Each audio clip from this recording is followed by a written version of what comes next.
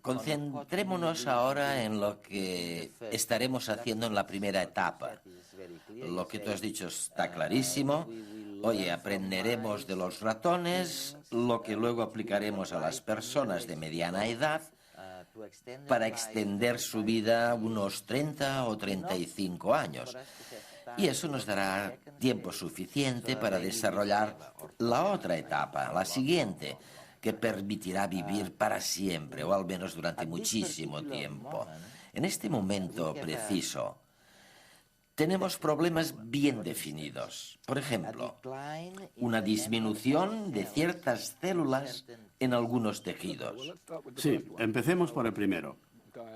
Es decir, las células que se mueren y que no se reemplazan de forma natural. Hay varias maneras de enfrentarse a este problema, a este daño acumulativo. En algunos tejidos es muy fácil, y sabemos que el de los músculos es el más fácil, porque sabemos que el ejercicio de un tipo especial hace que se vuelva a desarrollar las células y que se repare el músculo y la masa muscular.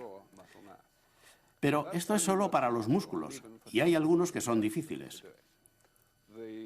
El segundo planteamiento es utilizar factores de crecimiento que se pueden utilizar de forma muy exitosa para ayudar a ciertas células del cerebro a que se dividan, como son las gliocélulas, que ayudan al mantenimiento del cerebro.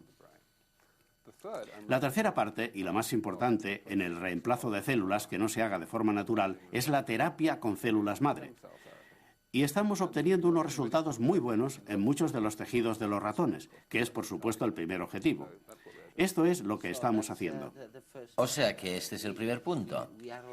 Sugieres que ya se está haciendo bastante en interrumpir el proceso de envejecimiento de las células. Ok.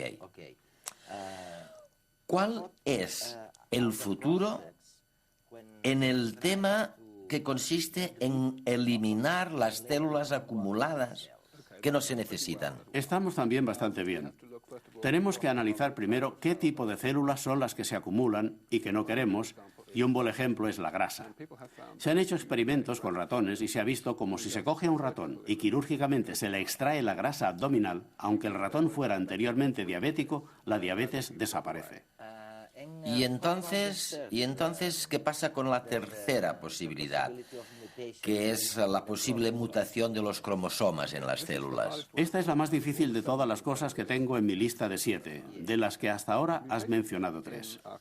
Las mutaciones en los cromosomas pueden afectar a todos los genes que hay en los cromosomas y estos pueden hacer todo tipo de cosas, pero hay un buen motivo para creer que la única cosa que hacen las mutaciones y que es negativo durante toda la vida es causar cáncer.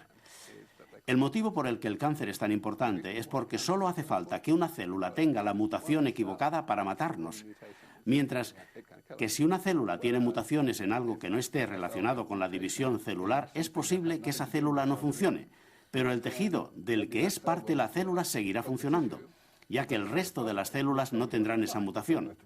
Y hay que tener la misma mutación o muchos genes afectados en muchísimas células para que afecte al tejido, mientras que el cáncer es solo una célula. Todo esto, todo lo que has dicho, está relacionado con la eliminación de todo el daño acumulado.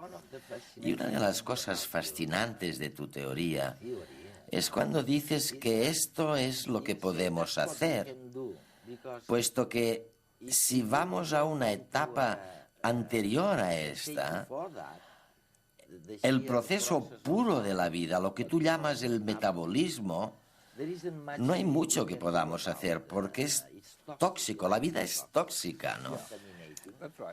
Ese es el daño del que hablo, de los diferentes tipos de daños, de los efectos secundarios de los procesos metabólicos que nos mantienen vivos. La vida es muy buena porque no acumula los daños de forma rápida, pero sin embargo los acumula sin que nos hagan daño hasta que probablemente estemos muertos, porque se nos ha comido o nos hemos muerto de hambre en la selva. Este tipo de daño no es importante desde el punto de vista evolutivo. Ahora no es importante porque ya no nos morimos en la selva de hambre, nos morimos más tarde de envejecimiento, por lo menos la mayoría de nosotros.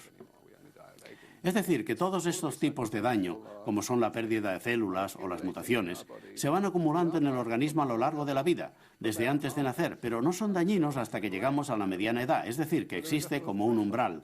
Tienen que ser suficientemente abundantes para ser dañinos. Y creo que todo lo que tenemos que hacer es reparar este tipo de daños lo suficientemente bien para que nunca lleguen al umbral.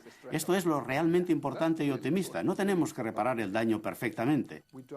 Si se repara la mitad del daño, el 50%, cuando alguien tiene 60 años, entonces lo hemos rejuvenecido con suerte unos 15 o 20 años.